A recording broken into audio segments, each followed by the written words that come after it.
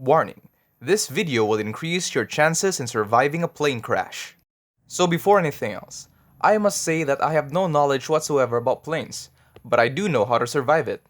And also, I did my research, so there's that. Step 1. Get a plane ticket. If you lack the funds, then you're safe. You have successfully cheated death. But if you're retarded and really want to get the full experience but don't have the resources, then you can either get a job or get yourself a rich wife from 90 Day Fiancé and ask her to give you cash for the plane ticket. Or you could also rob a bank if you're feeling lucky. Now that you got your ticket, let's proceed to step 2. Let's say you are already seated comfortably in your airplane chair. Be sure to buy lots of coffee when you get a chance. The reason is, the caffeine will help you save your life later. Step 3. In 90% of all plane crashes, there will always be a handsome young man that will sit beside you. You must talk to him and by all means be nice and friendly, because there is a high possibility that a young man is God in disguise. Step 4. After a few minutes of conversation, and if you have successfully followed step 3, the young man tells you that you're a good person and likes you.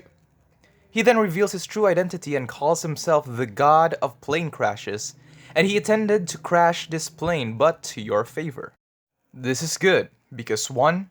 You get to use your survival skills in regards to plane crashes, and 2. You will survive with the god's help, most likely. Yes, befriending this handsome young god was a good choice. Based on my experience, the god will let you choose 3 places for the plane to crash on. The common choices are the middle of the ocean, a desert, or a valley of snow and ice. Now for step 5, making the decision. The god also tells you that all the crash site will be in the middle of nowhere, reducing your chances of being found. But don't worry, just stay calm. Let's think carefully. Crashing on the ocean doesn't seem so bad of a choice if you like to float under the hot sun with nothing to rest on and nothing to defend yourself from sharks. Also, if you pick the desert, you would immediately die from heat stroke and you can't eat sand for nourishment. I've tried it before, it didn't work. Plus, it's really hot. Choosing the snow wasteland is the best choice. Even though it's cold, you will have a higher chance of survival compared to the other 2 choices. For step 6, if you're still in one piece, then thank the god of plane crashes for giving you the chance of a new life. After that is taken care of, you should scavenge the other passengers and wear their clothing for extra protection from both the cold temperature and from the fangs of nature.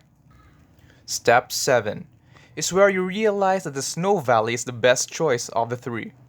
If you dislike eating corpses, then you can always eat snow, and the benefit of drinking coffee will come into play. Coffee lets you pee a lot. You can use your urine to add coloring and extra flavor to your ice cones. Step 8 is where you realize that you need meat. This is a simple step, just find small animals to eat. But I highly recommend aiming for the big ones for the whole package.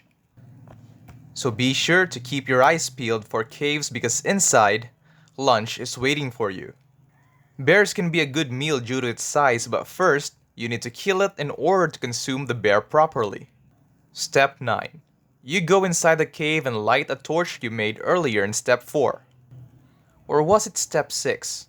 Well anyways, the reason for this is because, obviously, it's dark inside caves. As you walk deeper inside the cave, you will soon meet the bear. To make it fair for the bear, you should wake it up by throwing a rock. You should notice that the bear should be bigger and tougher than you are, so be sure to be prepared to fight the bear. And one thing to note, make weapons before entering the cave, otherwise you can't beat the bear. Step 10. If you made it this far, then you must be stronger than any normal human being. But for sure the bear will injure you so bad to the point that you can't stand anymore. This is good. This way you can use your special ability.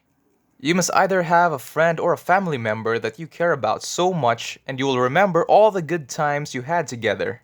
If you feel a tingling sensation in your belly, then proceed to step 11. For the final step, you shall unleash your newfound powers that you have obtained from reminiscing all those good times. And with this, you will be able to beat the bear. But you must do it quickly before he unleashes his true form as well. If you have successfully beaten the bear, all you have to do is enjoy your victory and wait for the helicopters to come and rescue you. If they find you, that is.